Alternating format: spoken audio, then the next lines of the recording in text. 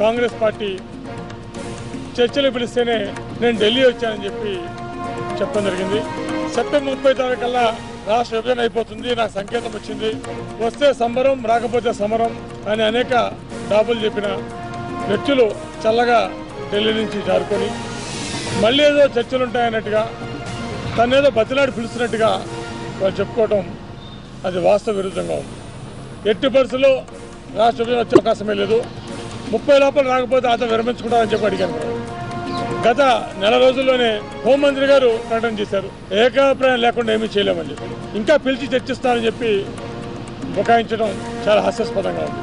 అసలు లగడపాటి రాజగోపాల్ గారికి తెలంగాణకి ఏం సంబంధం అని, ఊర్లో పెళ్లి కుక్కల హడావుడు అన్నట్టు తెలంగాణ గురించి ఢిల్లీలో ఏం జరుగుతా ఉన్నా కూడా ఈయననేదో ఏఐసిసి ఏదో అధికార ప్రతినిధిగా నియమించినట్టు, లేదా మొత్తం సీమాంధ్ర ప్రజలందరూ వాళ్ళందరి తరఫున వకాల్తా పుచ్చుకొని మాట్లాడమన్నట్టు పనికిమాలిన మాటలు మాట్లాడుతూ వాళ్ళ సీమాంధ్ర ప్రజలను కూడా వారి మనోభావాలను కూడా దెబ్బతీసే విధంగా రాజగోపాల్ గారు మాట్లాడుతూ ఉన్నారు. ఇలాంటి పనికిమాలిన వెకిలి మాటలు మాట్లాడి రాజగోపాల్ గారు మళ్ళీ ఒకసారి తన నీచ సంస్కృతిని, తన వెకిలి మనస్తత్వాన్ని మళ్ళీ బయట పెట్టుకున్నారు.